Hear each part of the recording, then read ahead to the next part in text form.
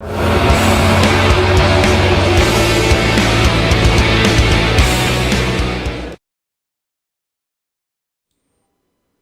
right, we're live. Heck yeah.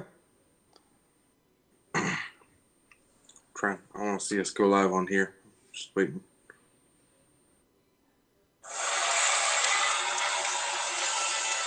Look how fancy we are. We are legit. I like it. Okay, so you want to jump right into it? Yeah, let's jump right in. So, what's up, everybody? Glad that y'all could be here with us tonight. If you're joining us, make sure you hit that like and subscribe for more podcast racing podcast action, as well as breaking news and other things that we share through our YouTube. We're also going to share some of our race experiences as well. But for today, you're here for the Fascar Pitstop podcast. So obviously, we had Vegas last week, and it was a race. How'd you feel about Vegas? As a whole, I thought it was an okay race. The weather was pretty bad as far as allowing the cars to have grip and everything. They were the racing was kind of boring, to put it lightly. Yeah, trucks wasn't bad. I feel like trucks. It felt like it was greasy, though. Everything was slipping and sliding. A lot of people getting out and getting around. A lot of saves in the truck series. Xfinity was okay, and overall, the Cup series was my least favorite of the weekend. Yeah, the Cup Uh, Series was it was nothing really fantastic happened in the race that I noticed.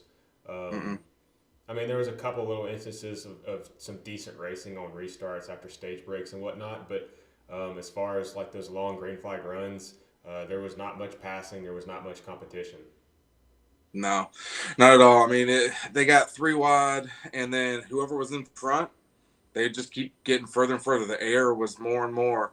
So I mean, it was if there was no stages, William Byron would have been out front all day and probably lapped half the field. Yeah, I agree. So I mean, obviously, talking about Byron, he's part of that Hendrick powerhouse, and it definitely was a powerhouse this weekend between Byron, Bowman, and Larson. And obviously, you got to think if Chase was here, it would have definitely been Chase coming up in fourth or fifth as well. The Hendrick camp just was strong.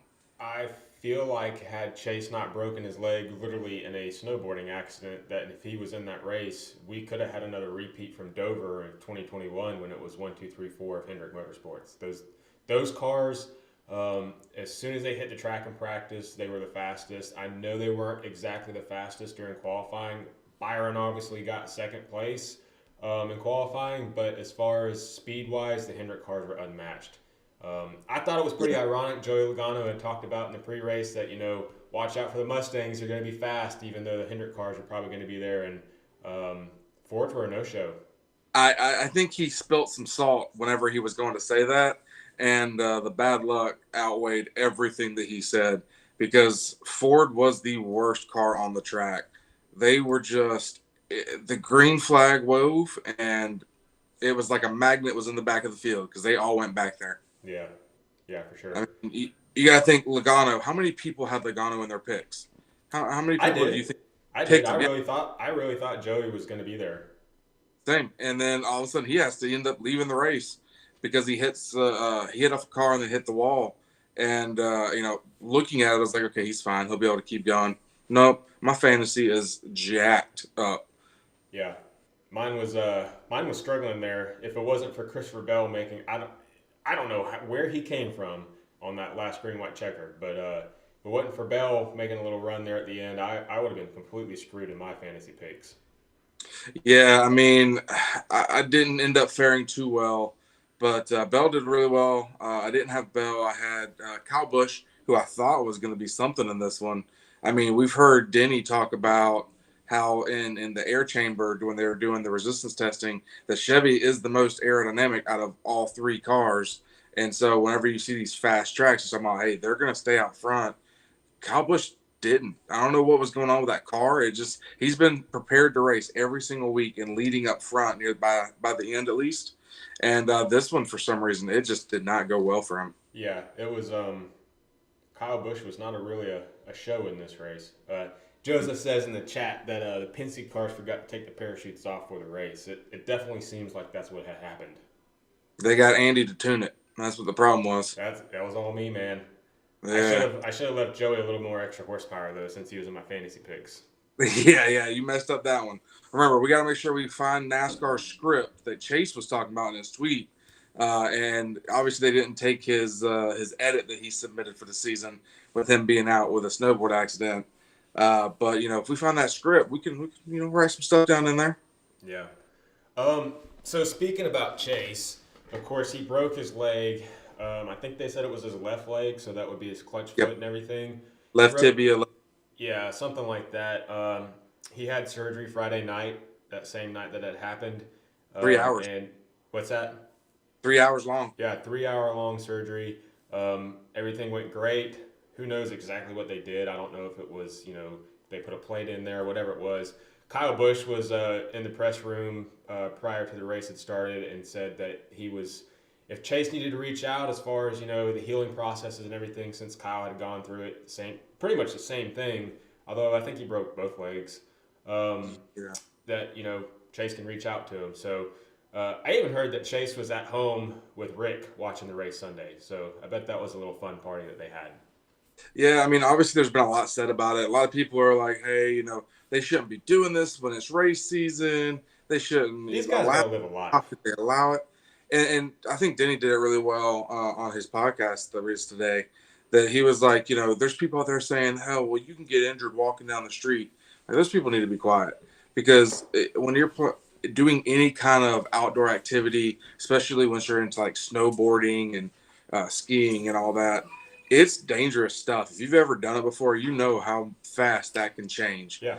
So, you got to be careful, but at the same time, these people got to live their lives. Exactly. You can't let them just be in a bubble the entire time during a race season and hope that, hell, they don't even catch COVID or something like that. These guys, they have to live a life. Yeah. They have to get out. They have to do things, and they can't live in the spotlight, every single weekend like this. They've got to get out and do things. So yeah.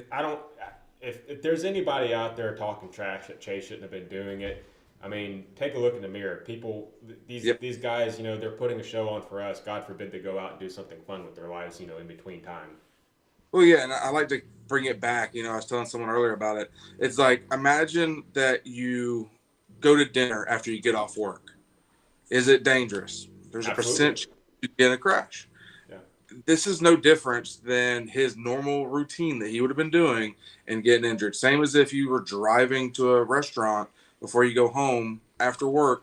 That's not the job's fault. The job's not going to be like, hey, you can't go eat at a restaurant. It's just, that we always talk about it. We want to preach safety even in our normal lives.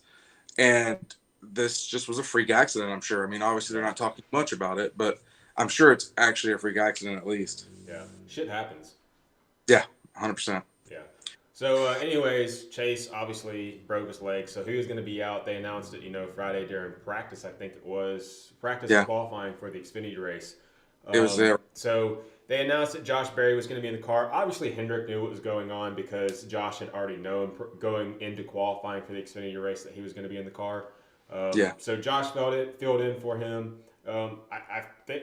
They said on the broadcast that this was the first time Josh being in a Cup car. That's not true. Josh actually ran a Spire Motorsports car in 2021, I believe it was, at Dover as well. I think that's right. Anyways, next gen car, yes, that's the first time he'd been in it. So as far as what Josh did, I had no expectations for him. That's a brand new car, brand new beast that he has to deal with, completely different from the Xfinity car. For what he did last minute like that, hats off to him. Yeah, and now it's kind of the speculation of who's going to continue to drive the car. So Hendrick hasn't actually made it official who's driving this weekend at Phoenix. It's still TBD there, but apparently to the NASCAR page, they have to kind of update drivers and such too. It's already been updated to show him. Obviously it's good for him. I mean, he's talked about wanting to be able to race in Cup, and I for sure think that he will be a Cup driver someday. When, I'm not quite sure, but someday for sure. And when they're going out there and doing that, from the day before and now the day of, you don't really know what to say. Like, okay, did they take a lot from Xfinity? Well, the car set up so much different, so it might not go back and forth with it. Mm-hmm. I'm bad for him. I hope he keeps it. If nothing else, bring Jeff Gordon, let him fill in, and sell a ton of merch. They might be able to sell a ton of merch. I'm not sure if Jeff's going to fit his turkey gobbler through that window net. Man, don't be hating on Jeff. One of the greatest of all time. Jeff ain't no race car driver anymore. He's a businessman. If you had to do a modern day, so when I say modern day, I mean from the time we were born to now, a modern day NASCAR wall where you get 5 picks. Like Mount Rushmore? Who are your 5 picks for like a Hall of Fame or a Mount Rushmore? Yeah. Mount Rushmore of drivers. But only in our lifespan. So 91 for those that don't know us. Okay, from 91 to present day. Well, I'll put Dale Earnhardt on the list for one. Got to. You could arguably put Richard Petty on the list as well. He retired in 92, if I'm not mistaken. 90, yeah, it was the same time Jeff's first race was the last race for the King. So, So you put Dale Earnhardt, Rich Petty, Jeff Gordon, Jimmy Johnson, and one more. I'm probably going to get some shit for this, but probably Kyle Busch. That's a good last one. If it had to be a retired driver, though, I want to go with probably the Greg Biffle. I know he didn't win the most championships. He was consistent. I'll give him that. Yeah, I mean, what Biffle did for the sport and for Ford in racing, really, he opened the doors a lot, and I think he deserves a lot more respect than what NASCAR gives him at times. Yeah, I think you're right. Stand by. I gotta plug my mountain in here. It's dying. Fun part of being live. You get to see the bloopers. So, Biffle, maybe, yes. I still feel like Kyle Busch, as far as what he's done between Truck, Xfinity, and Cup, the amount of wins he has, I feel like that's enough to be on the Mount Rushmore as far as drivers during our lifetime. See, I'm gonna put him laying down underneath them all in that like sexy pose, you know. That's where I'm gonna put him. He'll be the sixth. He'll just be the one just like me. Said that Jeff can't fit his walker through the car window, so Jeff is still more limber than you, Joseph. Let's be real, okay? That is true. All right, so let's just kind of breeze through the other races real quick as well. That way we cover it all. Yeah. But we had trucks. Obviously, that race was slip, slide, everything going away. Kyle Busch obviously qualified on pole, and it was basically the Kyle Busch show. I mean, truck race. Zane had a fast truck. I'll give Zane that he was there. He was putting up some competition for Kyle, and I even early in that race there was it Eckes? I know he had an amazing save, and then there was really some decent racing as far as the trucks go. I was actually out of the entire weekend. I think the trucks probably had the best race as far as competition wise. I know that's kind of weird, but I think Xfinity was a second. I think Xfinity was a close second. Xfinity wasn't that terrible. No. The broadcasting, to me, is what puts the Cup race so far back this week. Danica, I don't care about Danica as a person or a racer, but at the same point, like, she sounded like she was just a echo the entire time. Yeah, she was just, I don't know, maybe trying to bring in like the casual fans, like relate to the casual fans, like that soft tone of a voice and everything. It just like, I don't know what the best word to describe it is, but like you said, echo. All she did was just echo what Clint and Mike were saying, and really, honestly, Clint and Mike were talking over her most of the time too. So okay, well, it was hilarious. I don't know if you caught it, but Mike actually cut it to the trackside while she was mid-sentence. I did. So he was hilarious. I can't believe he would do her like that during Women's History Month. Yeah, that's the truth. Joseph said Kevin Harvick on the the Mount Rushmore. You can't forget Kevin. That's true. You can't forget Kevin. Kevin's so close. Only reason I don't pick Kevin is, like I said, I was picking drivers that are no longer racing. Yeah, I mean, okay, no longer racing. So then we're still gonna have. Everyone else is still the same. Yeah, It's still. everyone else is the same. So if nobody else is, I gotta think about that. I mean, technically, we could not count Petty because Petty, yes, was competitive to the end, but he definitely. I can't remember how many races he won that final season. Oh, he didn't win any. He didn't win any. It'd Didn't been win any. years. Yeah, it'd been years because his Yeah, so I cheerleaders mean, win came in Daytona like in the '80s. Reagan was there for that race. Gotcha. I gotta think. But okay, so if we're gonna remove Richard, then we still got Jeff, Jimmy, and Dell Senior. Yep. You can throw well. I think it's got to. We got to think about retired drivers. Mark Martin's another close one up there. Mark Martin, just due to his consistency. Yeah. You might be able to argue Matt Kenseth. And I mean, he did always run the Viagra car, so that's going to keep him up in the rankings. Yeah, that's not a hard pass. Gotcha. In 4 hours, I'll let you know how that one turned out. Yeah. So yeah, I could.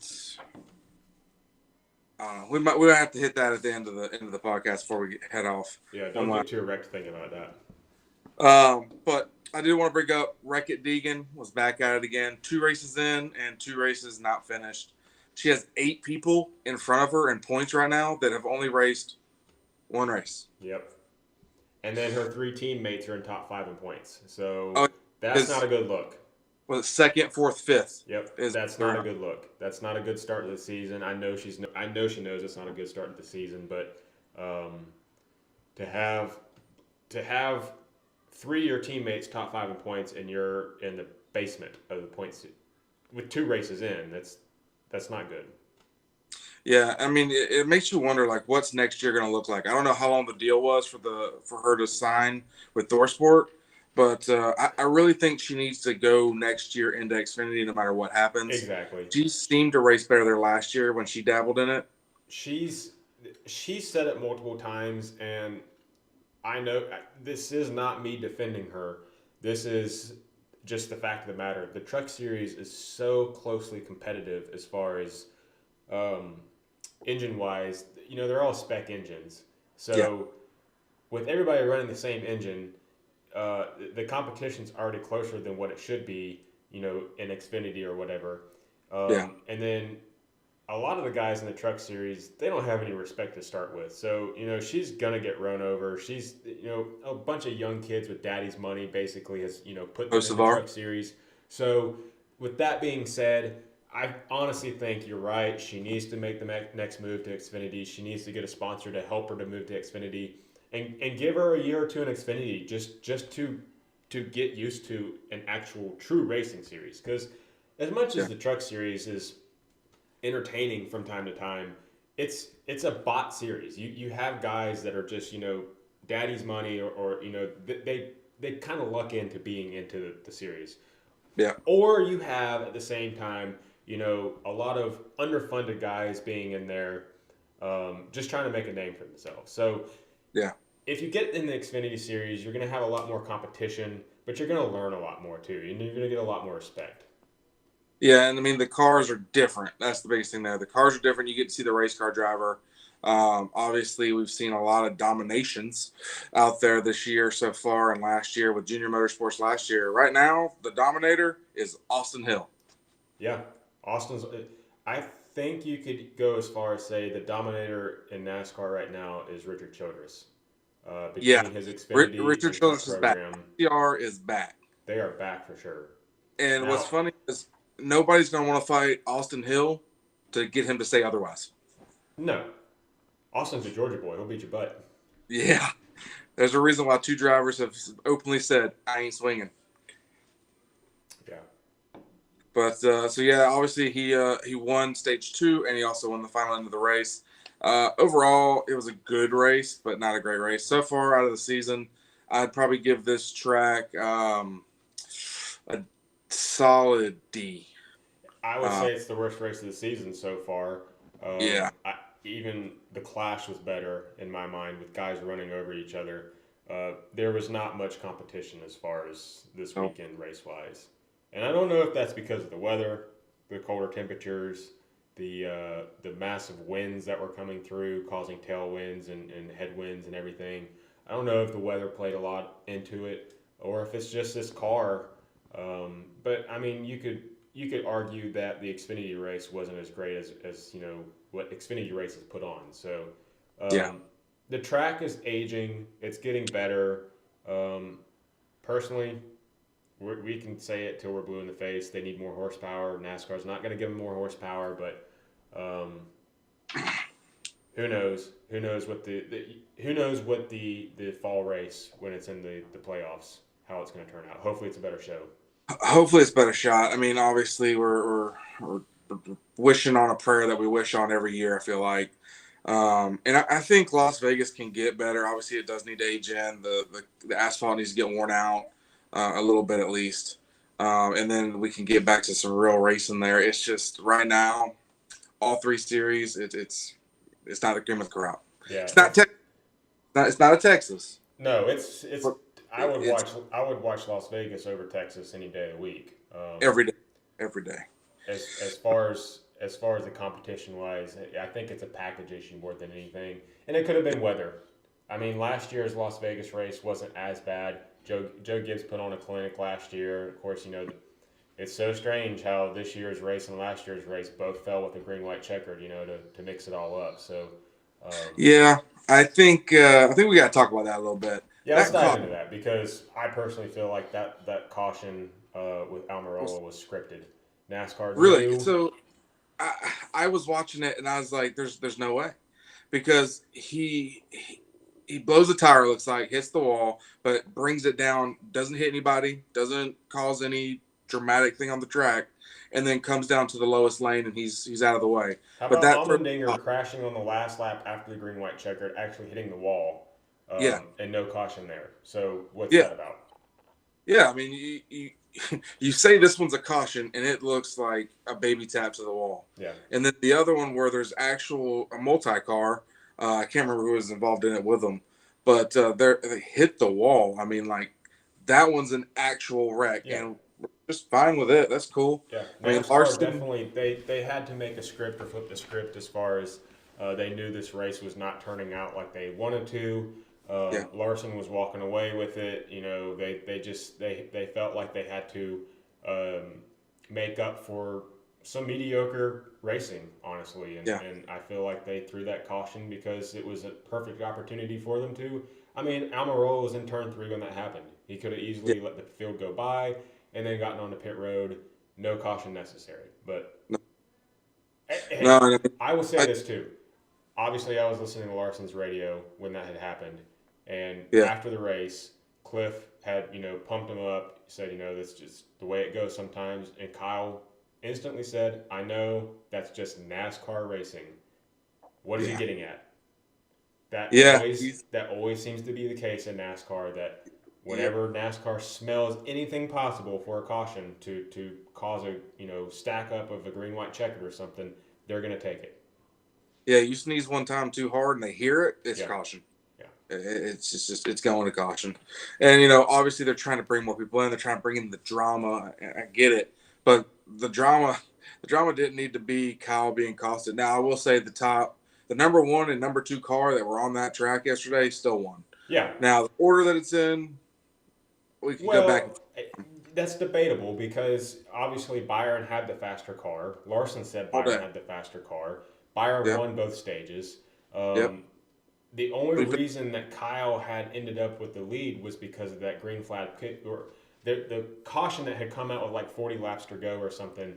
Denny was the only guy that stayed out, so it kind of screwed up the running order. That Kyle was able to get around Denny first Yeah. on the restart, and he had clean air. So Yeah. when you have clean Poor air, Denny. that's kind of all it wrote.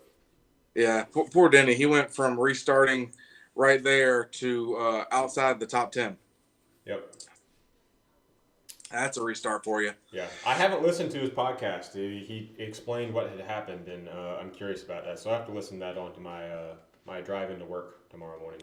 Yeah, it's a good one. I listened to it on my way home today, and it's worth the listen for sure. Can we say that Denny Hamlin, as a race car driver, probably is uh, a lot of people's least favorite driver, but Denny Hamlin off the track is probably one of the best guys for the sport. Oh, off the track for sure. I mean, he's not afraid to voice his opinion, but in a respectful manner because Mm-hmm. he knows the owner side as much as he knows the driver side. Yeah. And I definitely think that's helping a lot. I think Brad needs to move more towards that as well. Brad sounded like he was starting to, but then I haven't really heard much from him this year, at least not yet. But I really think Denny is off the track one of the best people for NASCAR. It's kind I of like think Junior. so. Like Junior's great for the sport, no matter where he's at, whether he was a part of it as a driver or now as an owner. I They mean, they I feel push. like this is an exciting time too, as far as being a fan, Yeah, because we've got a fresh group of owners in this sport now. Not only do we have Justin Marks, who I think is probably the most progressive owner in the sport now. yep, Obviously, now we have Denny Hamlin, Michael Jordan. That's a huge name. Jeff Gordon is pretty much taking over the reins at Hendrick Motorsports. I mean, obviously Rick is still has his name on the building, but Jeff is that yep, number two man.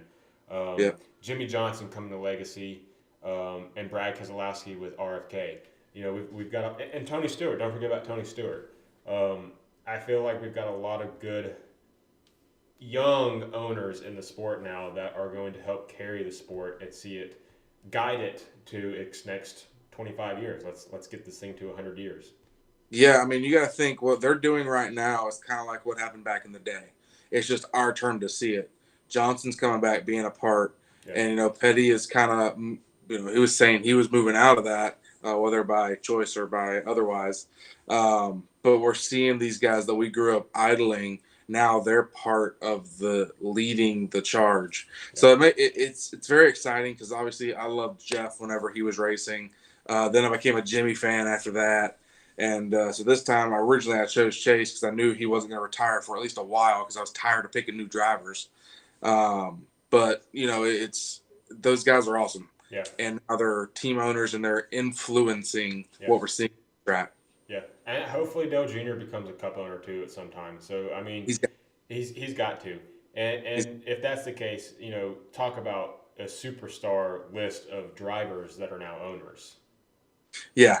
I mean that's it's at least the big three from that last later 2000s, Yeah. mid 2000s. Yeah.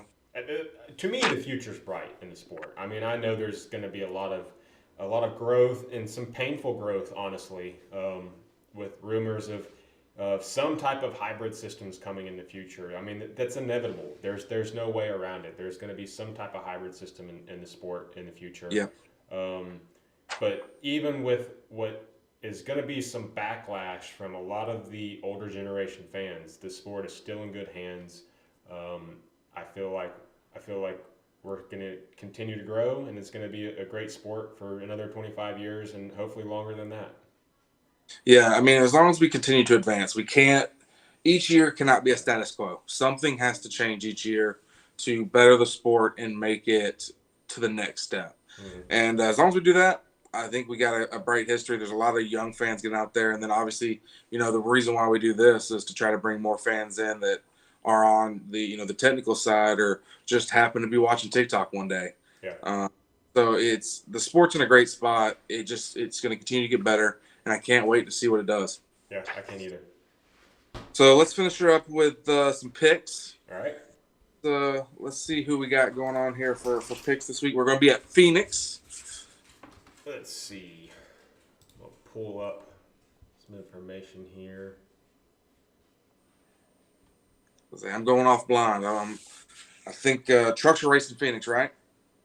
That's what I was trying to get to. I'm pretty sure. Let's see. ARCA, Xfinity, Cup. No trucks. No trucks. Okay. Trucks will be in Atlanta. And guess what? We're going to be in Atlanta. We are going to be in Atlanta. I cannot wait for that trip. I have so much things planned for it. So many good foods to cook and eat. Yeah. And by the way, if y'all are watching this and y'all happen to see us at a racetrack, come by and say, hey, we're just Please.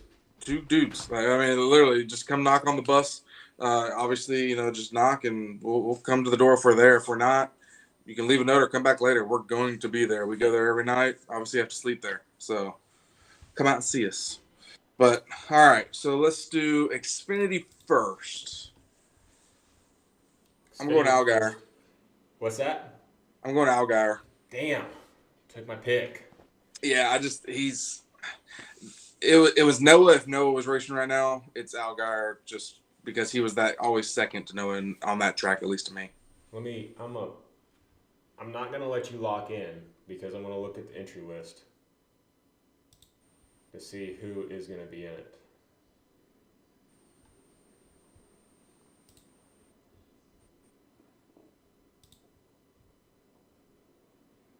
Kyle Busch is in it.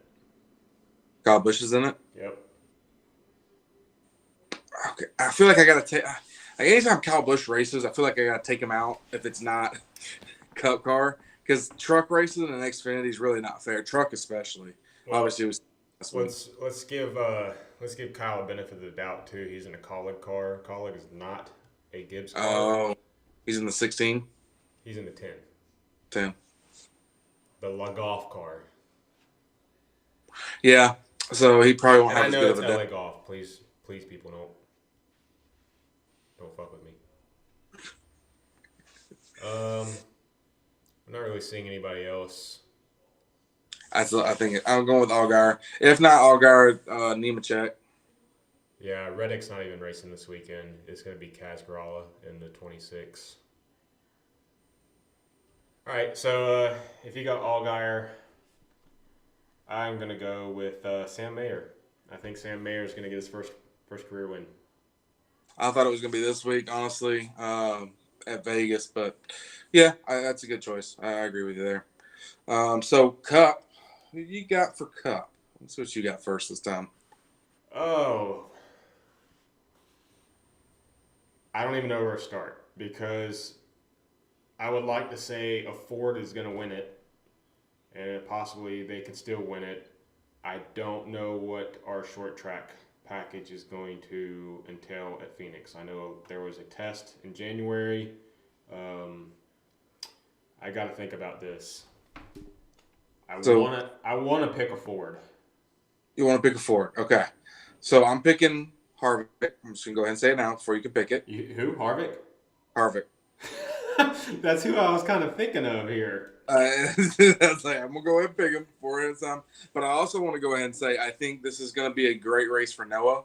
If y'all remember from the pre-show, if you haven't watched our first actual podcast, we did predictions. I said he was gonna win at Phoenix.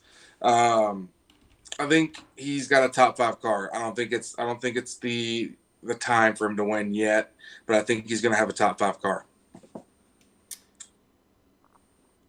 I don't disagree with you. I think Noah is going to have a legitimate shot.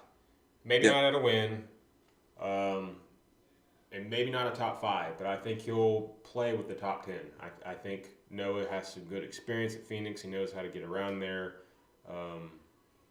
I want to look at and see if there's any odds. I doubt there's any odds yet for Phoenix. Yeah, I think the odds are probably in Logano's favor. No, probably actually in. This could be a Priest race. Priest could end up doing really well during this race. Yeah, you can't count Priest out of the short track. I know he's still trying to get his feet under him with this next-gen car, but he's got some flashes. He has. I mean, you saw him at the Clash. Yeah.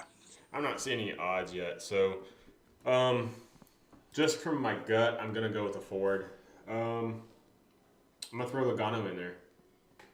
Okay. Bounce back. Well, let's think about the championship race. Who won the championship race? Who won the championship? Logano. They obviously had 2 weeks to prepare for that car and that race. They can carry a lot of that same information over. There's obviously a little bit of change in the package from last year to this year, but I Yeah. feel like Logano could have a strong showing. Joseph says Blaney, Almirola, or Keselowski. Um, Blaney is really, going to be really Blaney. going out of there on a limb, choosing Blaney. I see. Yeah, I feel like he chooses You Blaney. don't see me picking Larson. I haven't picked Chase. I mean, picked him to win the Yeah, I think Shriner. Chase has an excellent shot this weekend. I think he does. He's probably racing on the sim right now. Yeah. My But leg. hello. But all right, so that's all. That's gonna wrap us up. Make sure if y'all still staying tuned, that you hit the like. Make sure you subscribe. We appreciate it. Thank y'all so much for everything. And until next time, see you. See ya.